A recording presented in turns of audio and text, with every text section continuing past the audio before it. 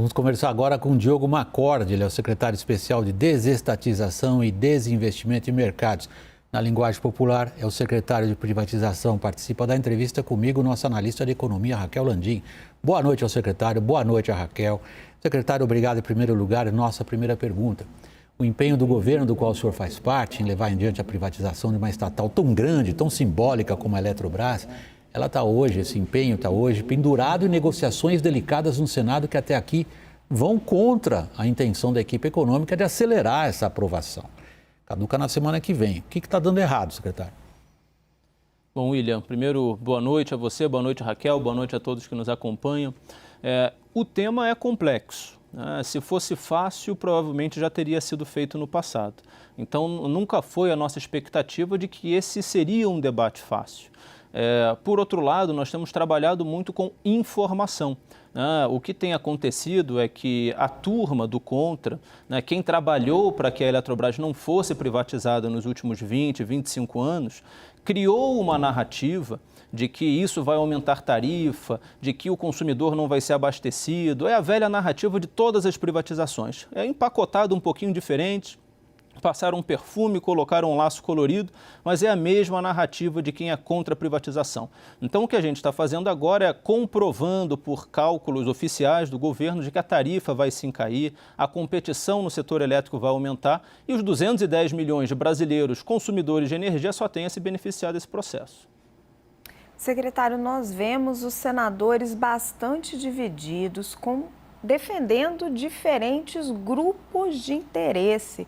O senhor enxerga a possibilidade de um acordo ou a alternativa é sair para o voto? Olha, Raquel, existem 3 grupos dentro do Senado hoje. Aquele grupo que, como eu disse, é contra e sempre será contra. Eles são contra no mérito as privatizações. Tá? Esse é um grupo. Um outro grupo que apoia o texto original do governo. Tá? Também a gente observa que uma parte significativa apoia o texto que foi originalmente encaminhado pelo governo, que é a privatização sem as alterações da Câmara.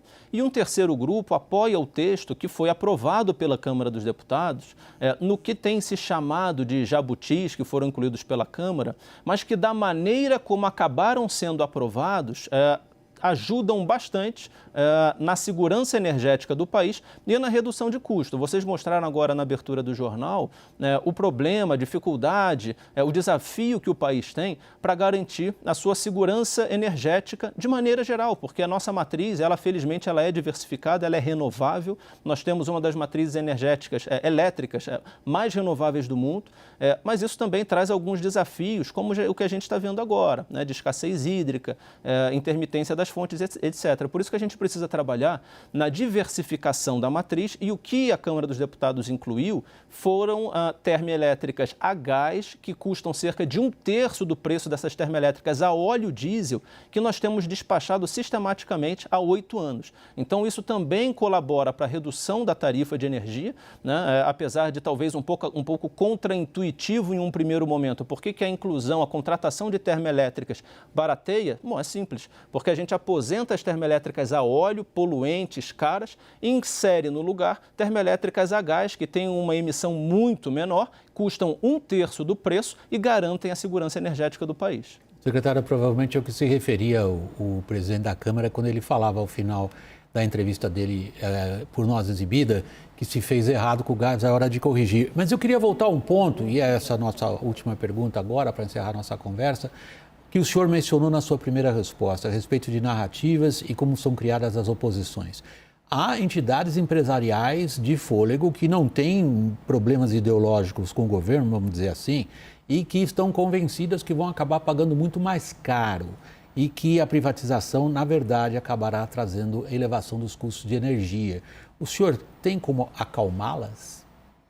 Olha, William, infelizmente, a gente começou essa discussão com um número que, num primeiro momento, era de 20 bilhões de reais, a privatização encareceria as tarifas em 20 bilhões, depois passou para 40, depois passou para 60, parece que hoje já chegou em 400 bilhões, daqui a pouco chega a 1 trilhão.